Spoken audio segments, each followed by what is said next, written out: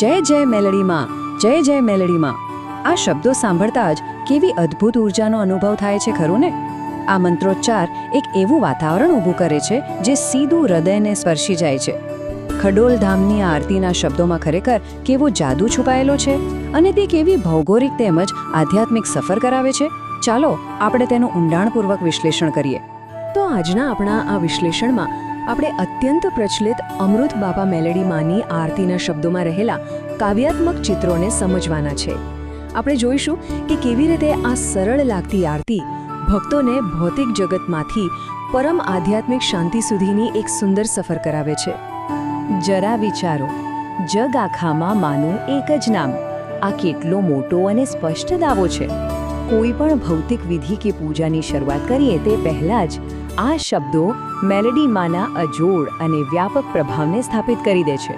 આ એક એવું વાક્ય છે જે સીધું આપણું ધ્યાન ખેંચી લે છે અને આગળની સફર માટે એક મજબૂત પાયો તૈયાર કરે છે. તો ચાલો વિભાગ 1 થી શરૂઆત કરીએ. પ્રકાશની વિધિ એટલે કે ભક્તિ પ્રગટાવવી.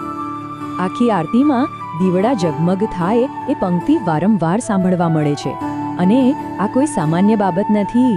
આ ઝગમગતા દીવાઓ સમગ્ર આરતીનો ભૌતિક આધાર છે.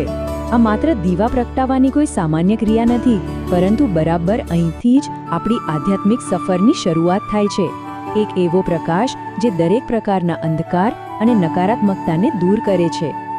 હવે દીવાઓના પ્રકાશથી આપણી નજર સીધી નીચે જમીન તરફ જાય છે. કંકુ પગલે મેલડીમાં પધાર્યા. આ કેટલું જીવંત દ્રશ્ય છે! આ લાલ કંકુના પગલાં એ વાતનું પ્રતીક છે કે દિવ્ય શક્તિ એટલે કે માતા પોતે વાસ્તવિક અર્થમાં ભૌતિક ધરતી પર ખડોલ ધામમાં પોતાના ભક્તોને મળવા માટે પધારી ચૂક્યા છે.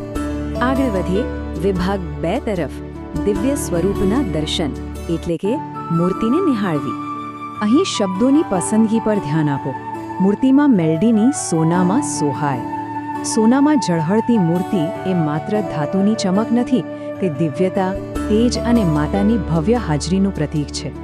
આ શબ્દો સાંભળતા જ મનમાં માતાની એક અત્યંત શક્તિશાળી અને આદરણીય છબી ઊભી થઈ જાય છે. અહીં એક સીધો કારણ અને અસરનો સંબંધ જોવા મળે છે.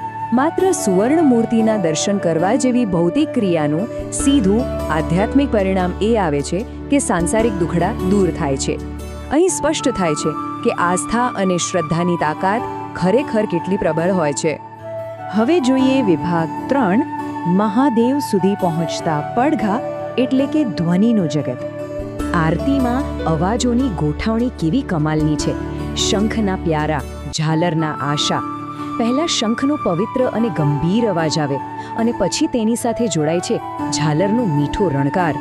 આ ધ્વનિઓ એકસાથે મળીને મંદિરમાં ભક્તિનું એક એવું જોરદાર વાતાવરણ સર્જે છે જે ધીમે ધીમે તેની ચરમસીમા પર પહોંચે છે. અને આ તમામ અવાજો જાય છે ક્યાં? અંતિમ મુકામ શું છે? મારા મહાદેવને સંભળાય. આ પંક્તિ ધરતી પરના મંદિરને સીધું સ્વર્ગ સાથે, સર્વોચ્ચ દેવો સાથે જોડે છે. એટલે કે ભક્તો દ્વારા ઉત્પન્ન થયેલો આ નાદ એટલો શક્તિશાળી છે કે તે સીધો ઉર્ધ્વ દિશામાં છેક મહાદેવના કાને પહોંચે છે. અને આનાથી એક અદ્ભુત અલૌકિક દૃશ્ય ઊભું થાય છે. માં મેલડી સાજે, મહાદેવ બિરાજે, હૈરે હરખના સમાન. આ માત્ર પૃથ્વી પરનો આનંદ નથી હોતો. આરતીના ધ્વનિઓ છેક દેવલોકમાં પણ એક અદ્ભુત આનંદની સંવાદિતા સર્જે છે, જ્યાં મેલડીમાં અને મહાદેવ એક સાથે પ્રસન્ન મુદ્રામાં બિરાજેલા જોવા મળે છે. હવે આવે છે અત્યંત ઊંડાણપૂર્વકનો વિભાગ 4. અંતરની વાત જાણવી. આપણી ભીતરની સફર. અંતરની વાતો વાતોમાં મેલડી જાણે.